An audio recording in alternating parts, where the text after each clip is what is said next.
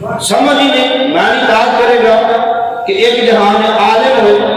عالمین اے محبوب میں کل خدائی واسطے جناب رحمت بنا کے بھیجا شاید آخر ہے کہ ایسی محبت ہوئے ایسا نقش پکے میرا دل اندر یہ میں دیکھا سامنے تو ہوئے اک میٹا جسے شکل تیری اک کھولا سامنے تو ہو اک میٹا جسے شکل تیری اک کھولا سامنے تو ہوئے ایک آخری آرزو سن سنیا ایک آخری آرزو سن سنیا میری قبر جو پھیرا پا جانی سبق و آمین سبق و آمین ایک آخری آرزو سن سنیا میری قبر جو پھیرا پا جانی بعد کھلن جدو کفن والے جی میں دیکھا سامنے تو ہو یا رسول اللہ جس وقت میں نے دفنا کے سب لوگ میری قبر بند کر کے واپس پلٹ لگن اور نکیرین آ کے میری کفن دے بند کھولن اور اٹھا کے کھڑا کرنا اٹھ بھائی بڑی زندگی گزارا ہے آج جواب دے زندگی دے پہلے سانس کو لے کے آخری سانس تک جواب دے کی لے کے آیا کیا بنا کے لے آیا کیا بنا کے لے آیا شاید آخر کہ جب میری قبر کھلے میرے بال کھلن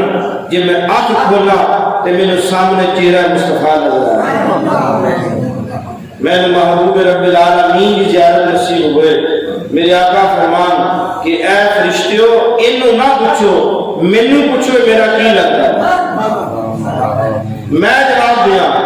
لیکن کس نے میرے محبوب اپنے سینے نہ لان دے وہ کون ہے گا خوش قسمت وہ کون ہے گا خوش نصیب آدمی وہ پتہ کون ہے گا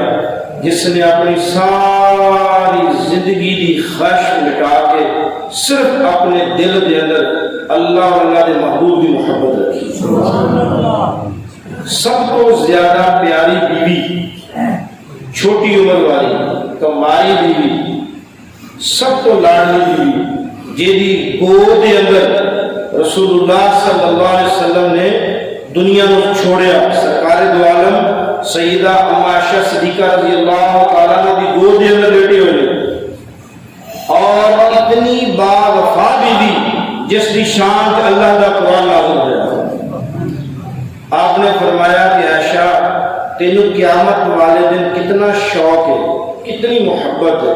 کہ میں اپنے نبی نوں اپنے خامد نوں اپنے شوہر نوں جلدی جا کے لیا نبی دی بیوی تے شک ہو سکتا بولو فرمایا کتنا شوق ہے کتنی جلدی ہے کہ میں اپنے خامد نوں اپنے شوہر نوں اپنے نبی نوں جنت دے اندر جلدی میری ملاقات ہو بی بی صاحبہ نے عرض کیا یا رسول اللہ مینوں تے آ کے جو ہی میں قبر تے جاواں بس آنکھ بند ہوئے اگلی آنکھ کھلے تے میں جناب